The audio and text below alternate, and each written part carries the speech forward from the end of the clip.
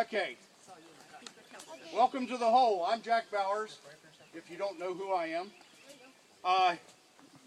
Morton wrote a book back in 1910. It's called The History of Pendleton County, West Virginia. In there, he lists the families of Pendleton County, their backgrounds, and what he thinks was the first settlement. According to Warren F. Morton, we were Bowers, or Bauer. He says the old German spelling was B-A-U-E-R. And he lists the first settlement as the Polly Simmons place. You look right directly back here, that is Polly Bowers Simmons' tombstone that you'll see right there. This was Polly Bowers Simmons' home place. On the other side of that building over there where it has the Indian that's drawing the bow back, there's a commode sitting there. That was where the Simmons homestead was. The commode was put back in place after the house was torn down. I have a deed where Jacob Bowers, who was the son of John, who was the son of John and Lucy.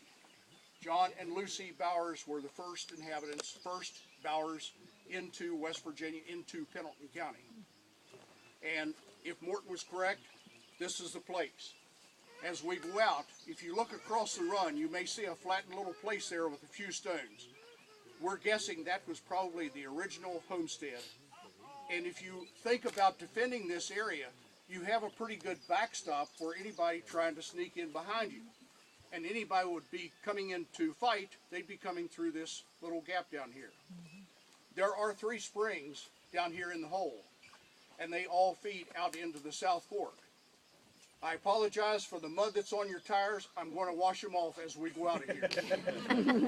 They said that the river is low enough for us to be able to go out the way that the original folks came and went all the time. They did not have that bulldozed road to come down. The original John and Lucy had 3 children that we know of. There was John Jr., 1783 to 1858. Joseph, 1795 to 1866, and Catherine, 1792 to 1854. Catherine, there was a guy that came down into the hole from that direction, and we have some of the folks that now own the farm back there from the Amick farm. She married Henry Amick, I think it's probably Henry Jr. They lived here in Pendleton County, had 6 children, said it's too crowded. They packed up their wagon and they headed west to Nicholas County. Too crowded. They had 7 more children out there. 1 died as an infant. Joseph moved over toward the South Branch area, close to the Highland County line, and they had 9 children. Most of those were born in Pendleton County. And then the first son was John.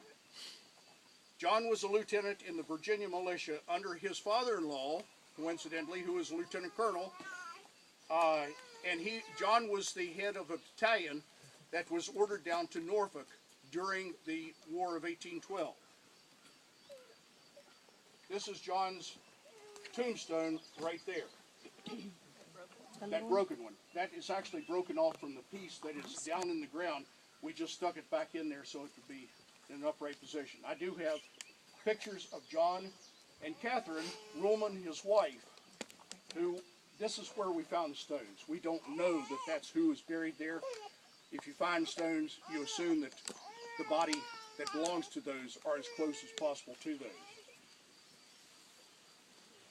Their son, Jacob, is standing behind Becky, someplace. It's the last one in that line, further back. Yes. Then Jacob was a brother to Kristen Stone, and I believe in your book, Mark, you listed all the children of the John, Joseph, and Catherine. Right.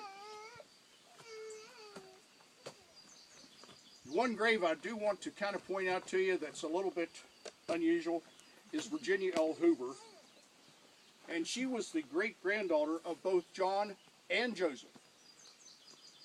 John and Christina, these two, had a daughter named Catherine Bowers, who married Solomon Hoover. Joseph and Barbara Van Deventer had a daughter named Matilda Bowers, and she married Jacob Probst.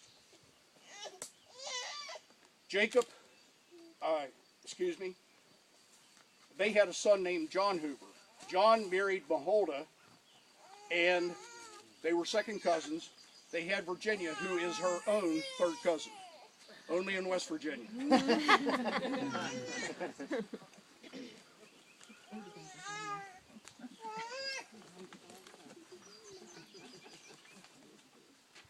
And as you know, coming down in here today, they didn't have four-wheel drives, they didn't have pickup trucks, they had either shoe leather or horseback. So they didn't go very far to find a spouse.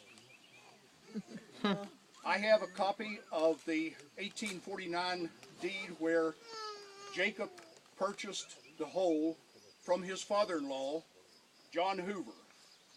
His wife was John Hoover's daughter, Elizabeth Hoover. One of their children is Polly, who is married back here in the corner, and she married James Simmons. Is that right? We have a couple Simmons. James Simmons. Okay, that was your grandfather? Yeah. Wonderful. Right now, my wife and I are preparing to put a plaque right about this area that identifies all that we know are in this cemetery, along with identification of who is buried where, because as you can see, there's been a lot of destruction over the years. Mr. Martin, who owns the property, says that the black bears, for some reason, want to come in here and wrestle the stones.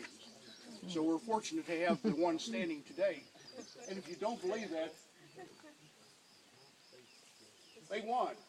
There's a swing in that tree up there. The one on the left side, the bear goes by and takes a swat at the piece of wood that goes down and holds the swing. It looks like the bear just won. Last week it was still a full swing that you could actually sit in. I wouldn't trust it very far, but they have taken their toll on it. Anyway, I do have a couple things that we'll pass around here.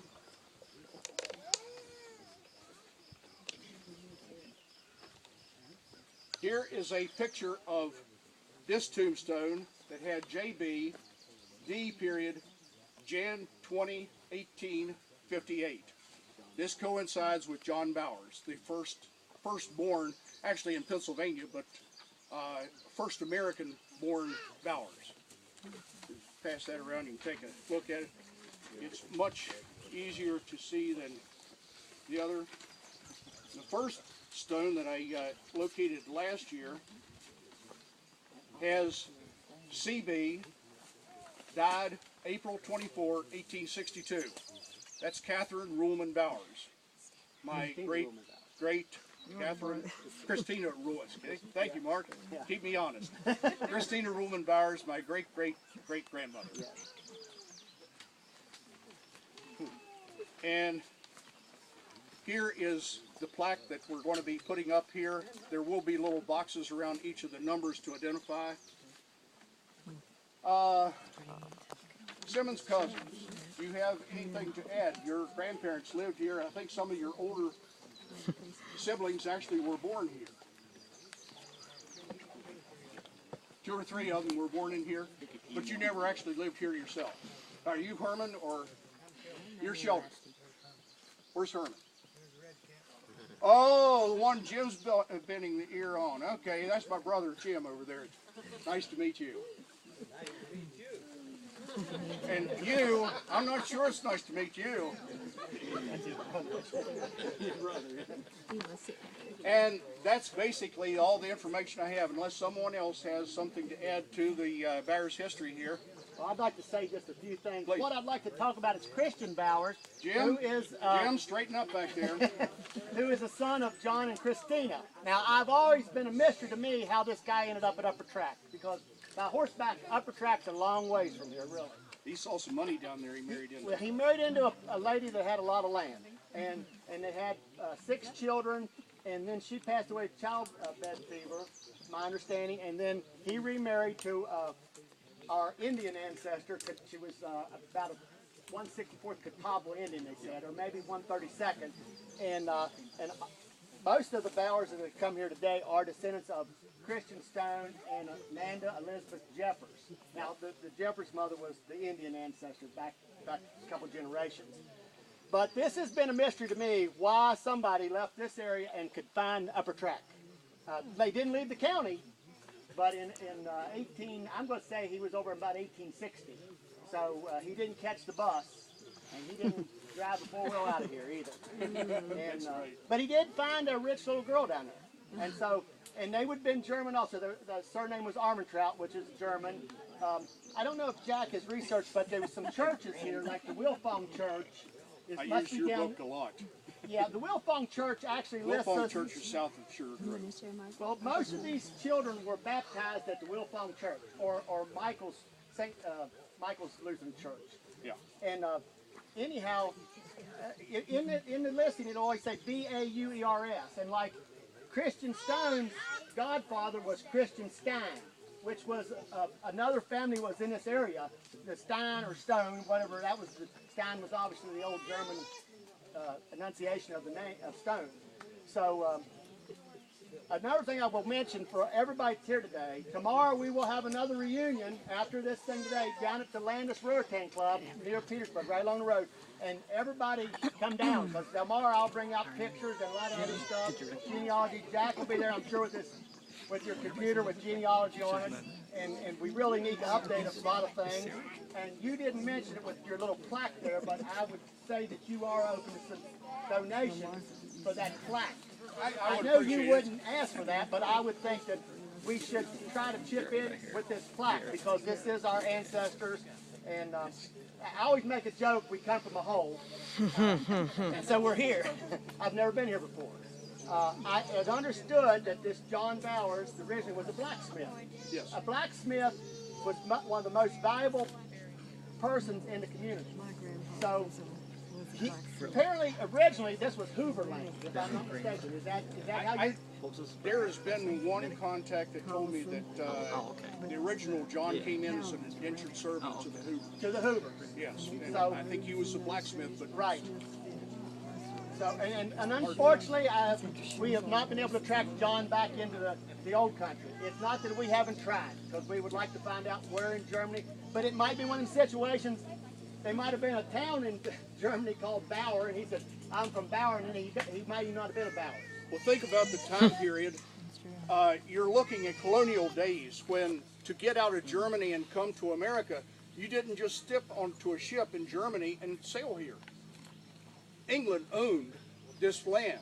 So if you wanted to come out of Germany, you had to make your way up through Germany to around Rotterdam, Amsterdam area, get on a ship there, go over into England, and then get on a chartered ship out of England to come here. And that was a long, drawn-out, and very expensive process. The Germans had a series of tolls that they would stop people going on this road, and they would collect tolls from them. So from the Rhine Valley, there were as many as 16 different tolls that they had to pay in order to get up to the first ship. So it could take a while. Okay, we'll live here for a year or two. We'll work, we'll gather some money, and then we'll get on the ship and go to the States. But it wasn't the States, it was the colonies. So anyway, in my heart, I feel some of these rocks that are here, I think this is the original John and Lucy's resting place. Here somewhere. Here somewhere. I'd say right here is one, and perhaps another one. Yeah. I would agree with This that. stone we cannot read. Yeah. We've tried everything. There's a couple scratch marks on there. Can't determine. To further emphasize the point about Christian moving to Upper Track, really wasn't as big a move as the German immigrant getting on a ship. And if this wasn't the Queen Mary, or, well, it wasn't the Titanic either, but he got on a ship. And this is really to take that risk to travel across the big sea to come to America. I always said to myself, I said, anything we do really wasn't as tough as what he did. That's right. So that, whatever we tackle in life, it just wasn't tough as getting on that ship. Do we have any ministers in the crowd? Are you sure? What do you need, a prayer? I would like to have just a prayer here just to bless this gathering and our day and our time to get together here. Well, I would like to say something first. Please. I think everybody, we need to give you all a big round of applause because I'm telling you, it's a lot of work to pull this together. I do a family reunion every year, and it's very hard, a lot of work. And we appreciate you, Jack, today, and Mark, for all the years you've done it for our family.